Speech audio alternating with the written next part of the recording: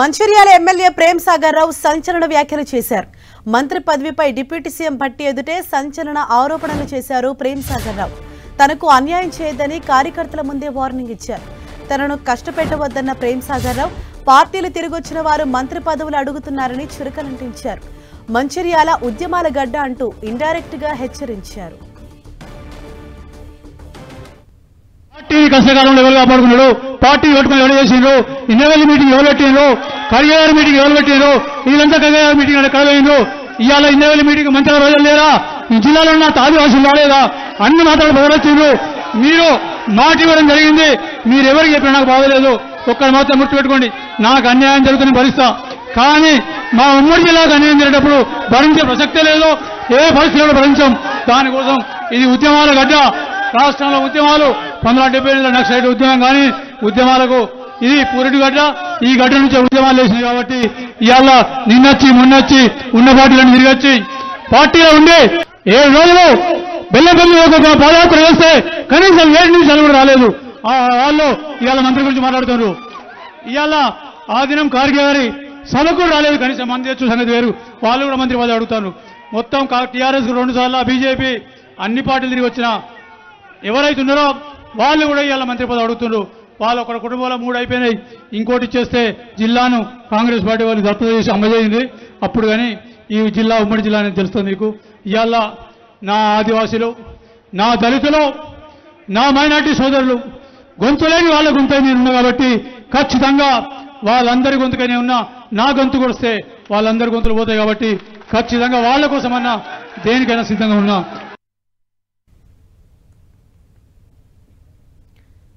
Mancherial MLA Prem Sagar రావు చేసిన ఈ వ్యాఖ్యలకు సంబంధించి మరిన్ని డీటెయిల్స్ అందించేందుకు మా ప్రతినిధి ప్రేమ్ సాగర్ మనకు అందుబాటులో ఉన్నారు. ప్రేమ్ సాగర్. రైట్ హరీష, ఈ రోజు మంచిర్యాల జిల్లాకు సంబంధించి చాలా పెద్ద ప్రోగ్రాం ఏర్పాటు చేస్తున్నారు. భట్టి విక్రమార్కతో పాటు మంత్రి శ్రీధర్ బాబు కార్యక్రమానికి హాజరయ్యారు. సో ఈ కార్యక్రమంలో బహిరంగ సభలో స్థానిక ఎమ్మెల్యే తన అసంతృప్తిని పూర్తిగా బయటకు వెలిగించారు. దాంతో పాటు చెన్నూరు ఎమ్మెల్యే వివేక్ వెంకటస్వామి పైన ఇండైరెక్ట్ గా ఆయన కుటుంబం పైన కామెంట్ చేశారు. గతంలో కాంగ్రెస్ పార్టీకి 25 ఏళ్లుగా తాను అండగా ఉన్నాను, ఏ పార్టీ కూడా మారలేదు.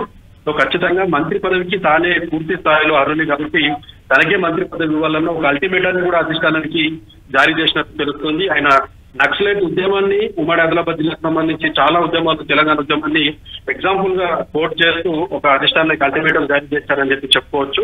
తనకు మంత్రి పదవి ఇవ్వకపోయినా ఉమ్మడి ఆదిలాబాద్ జిల్లాకి అన్యాయం జరిగిన మరో ఉద్యమం తప్పదని చెప్పేసి ఆయన సీరియస్ గా వార్నింగ్ ఇచ్చినట్టు కూడా మనకు చాలా స్పష్టంగా అర్థమవుతుంది.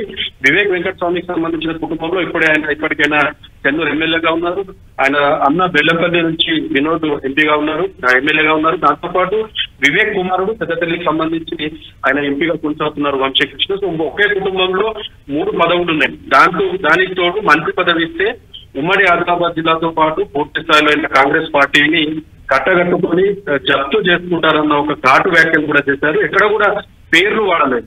గతంలో ఇంద్రవెల్లి సభ రేవంత్ రెడ్డికి సంబంధించి తొలి సభ ఇంద్రవెల్లిలో జరిగింది. ఆ టైంలో కూడా ఎమ్మెల్యే ప్రేమ్ సాగర్ రావు సభని పూర్తి స్థాయిలో కొంత సక్సెస్ చేసేందుకు ఆయన కాంట్రిబ్యూషన్ ఉంది.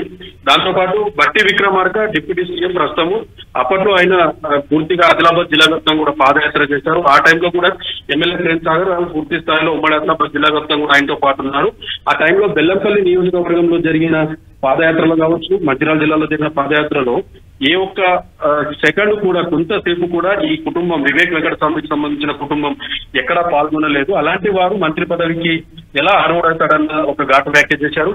దాంతో పాటు వివిధ పార్టీలు మారుస్తూ, టీఆర్ఎస్ కావచ్చు, బీజేపీ, మళ్ళీ కాంగ్రెస్ పార్టీకి, ఇలా పార్టీలు మారుస్తూ మళ్ళీ కాంగ్రెస్ లోకి వచ్చి ఏ విధంగా మంత్రి పదవికి తాను అర్హుడో చెప్పాలని చెప్పేసి పార్టీ పెద్దల ముందు ఆయన తన అంశాన్ని ఉంచారు. సో ఖచ్చితంగా తన ఈ అసంతృప్తిని అధిష్టానానికి, సీనియర్ నేతలకు తెలియజేయాలని చెప్పేసి సభా వేదికగా ఆయన చాలా స్పష్టం చేసినట్టు తెలుస్తుంది. తన గొంతు పోసిన, ఉమ్మడి ఆదిలాబాద్ జిల్లా గొంతు పోసినట్టే ఇక్కడ ఉన్న ప్రజలంతా కూడా వాయిస్ లెస్ ప్రజలు, ఆదివాసీలు, దళితులు, మైనార్టీలు ఎక్కువ ఉన్నారు కాబట్టి తన గొంతు పోస్తే పూర్తిగా పార్టీ గొంతుకు వచ్చినట్టే ఇక్కడ జిల్లాకు అన్యాయం జరుగుతుంది. కాబట్టి ఖచ్చితంగా గతంలో తనకు ఎప్పుడైతే హామీ ఇచ్చారో, ఒక మంత్రి పదవి కాదు మంచి పదవి ఇస్తామని చెప్పేసి ఏదైతే హామీ ఇచ్చారో ఆ హామీ నిలబెట్టుకోవాలి. ఖచ్చితంగా మంత్రివర్గ పునర్వ్యవస్థీకరణలో తనకు మంత్రి పదవి ఇవ్వాలని చెప్పేసి ఒక డిమాండ్ ని మాత్రం చాలా స్పష్టంగా ఆయన ఉంచారు. సో సో ఇన్ని రోజులు కొంత అక్కడక్కడ ఆయన తన అసంతృప్తిని వ్యక్తం చేసినప్పటికీ కూడా ఈ రోజు ఓపెన్ గా బహిరంగ సభలోనే పూర్తిగా ఆయన చాలా ఘాటు వ్యాఖ్యలు చేశారు. సో ఖచ్చితంగా తనకు మంత్రి పదవి కావాలి అన్న ఒక అల్టిమేటం అయితే జారీ చేసినట్టు మనకు చాలా స్పష్టం అవుతుంది. సేమ్ టైం వివేక్ వెంకటస్వామి కుటుంబానికి ఒకవేళ మంత్రి పదవి ఇస్తే మాత్రం ఖచ్చితంగా మరో ఉద్యమం జరుగుతుంది. ఎట్టి పరిస్థితుల్లో సహించమన్నది ఒక సీరియస్ వార్నింగ్ కూడా అధిష్టానానికి ఇచ్చినట్లు మనకు చాలా స్పష్టంగా తెలుస్తుంది. Thank you Prem Sagar.